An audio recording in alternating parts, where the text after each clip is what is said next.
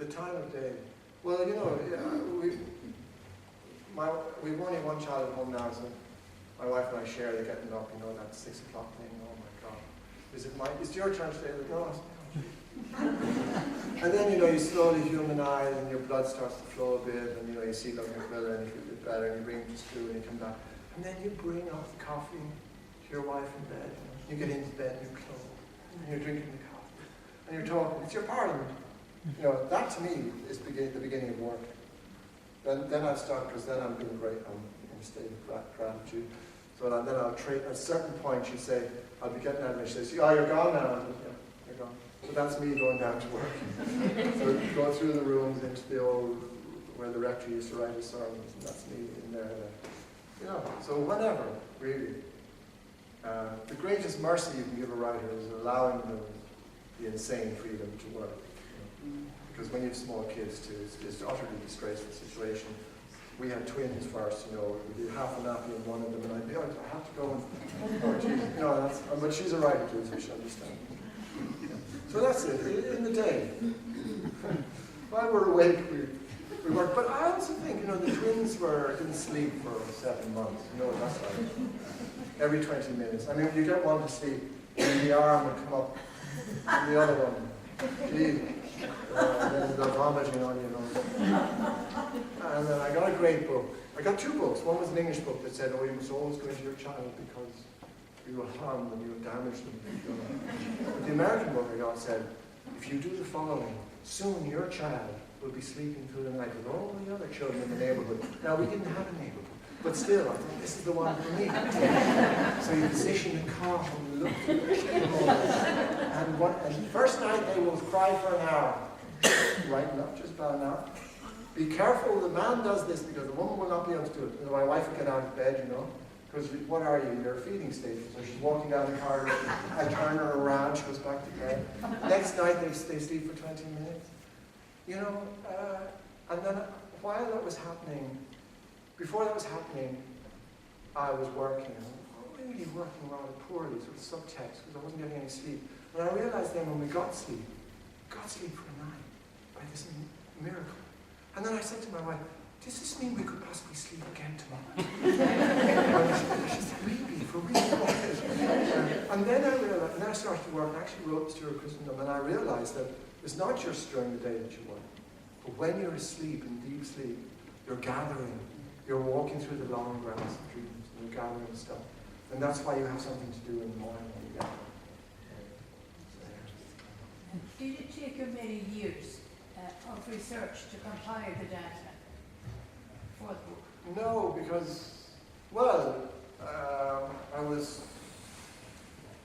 58 when I wrote it. 48. So I suppose it took 48 years. Because there's nothing in the book. You know, there's everything in the book is from somewhere else. You know, it's all cobbled in. And it's you know, it's the only way I know how to make a shoe is by gathering all the bits from other places. So, you know, just being alive. I mean,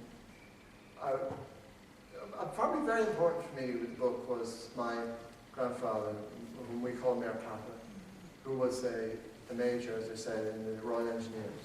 And he was just an ordinary Sligo, and his father was the tailor in this Sligo lunatic asylum at the time. But he very brightly pulled himself up and he wanted to be a gentleman. And he went off into the army and he was in bomb disposal.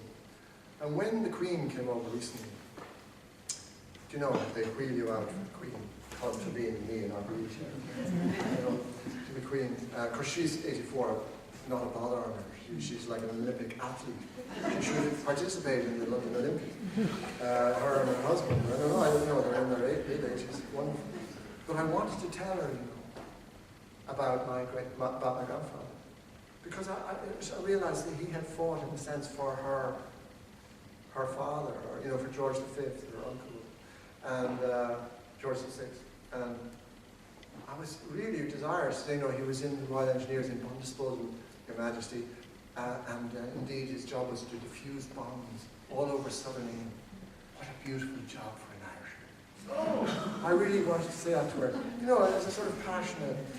But of course, Mary Kenny was beside me and the Queen came over. She looked at me, she took instant dislike and moved on to bed. suppose my grandfather's life was made meaningless, in a way, by Irish history. He had his medals in a tin box with a tooth, you know, a gold tooth. You didn't know when he could say it to him, and yet he'd been incredibly brave to defuse bombs. He did incredible jobs too. And so, you know, that's my research really. Being in bed, sharing a bed with my grandfather when I was small, and him telling me stories about the army and about the Hindu Kush. You know, and he'd fart in the bed and say, "Keep the heat in." My research. Could there be any better than that? The language, you know, this crossing and swearing, it is very true from, you know, what I've heard, I suppose, of whatever is our psyche, isn't it? But would you pin it down to any, is it just what you have because of your 50, you know, 50 years?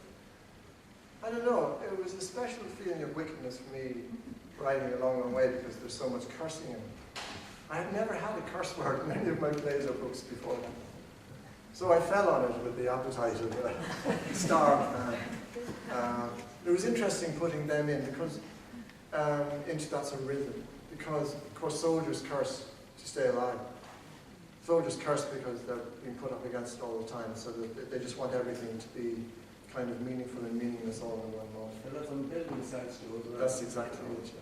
And that's where I learned my cursing from. Christy Moran and his mate building our house in the late 90s. And you know, I was privileged to be with them. And they were wonderful people. I mean, digging trenches, I don't know if any of you have ever done it. Raising twins, that's hard. Digging trenches. I mean, you'd be weeping. And you need a fellow to come around behind you and say something funny to you, to lift the spirit. Working together breeds a friendship, doesn't it? Amazing, amazing. I mean, builders seem to me very like soldiers. You know, the big drills were like the machine guns, and the heaviness of it, and the fact that fellas had to work, you know, were working into their 60s, you know, when it was really hard, and you know, physical difficulties, aches and pains. I mean, there were also like ballet dancers or footballers, people who have to shoulder a lot of physical pain. I was 4 years at Trinity, and you know, a couple of years with those men, and I think they would have at the university for life. They taught me.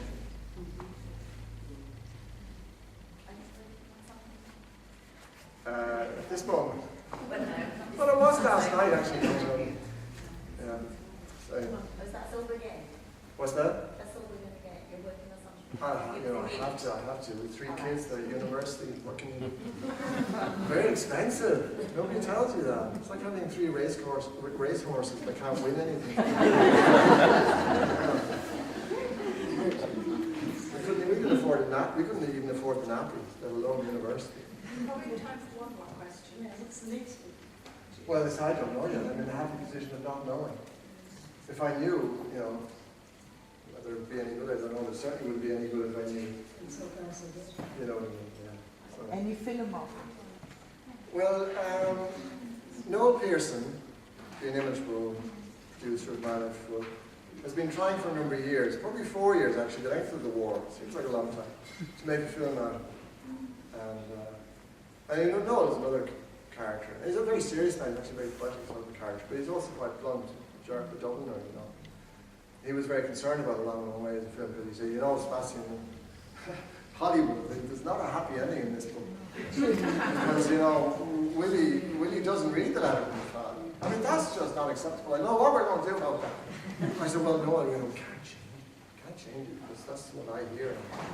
He said, oh, well, geez, I know what we're going to do, because it's not. He rang me up the next morning, having slept, and he said, it's all right, Sebastian, it's all right, it's all right. He reads the letter in heaven. It's then you know you have the right producers. Hopefully, you know, it's a bit like, you know, next year in Jerusalem is filmed. It's gone, all right? It's on. All right.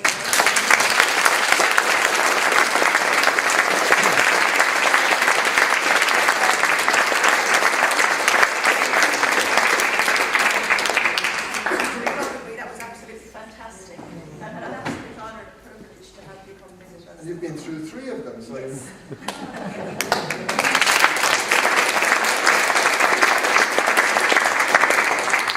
I'd like to thank you all for coming, and I would also just like to announce the winner of our Premier Short Stories competition.